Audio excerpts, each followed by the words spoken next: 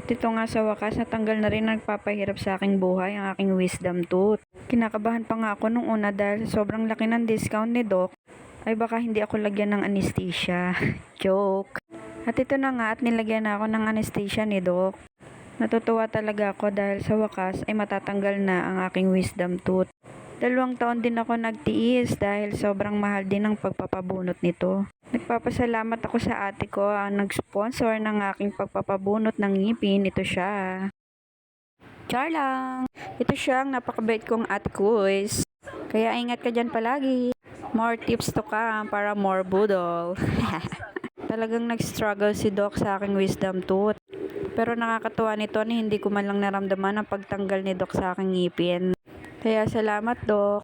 Kaya sa gustong magpabunot, magpalinis, at magpa-check up ng ngipin, buta lang kayo dito sa may bangbang tapat ng Lakeview.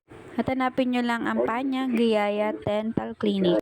Ilalagay ko na lang sa comment section ang kanyang Facebook account. Thank you for watching!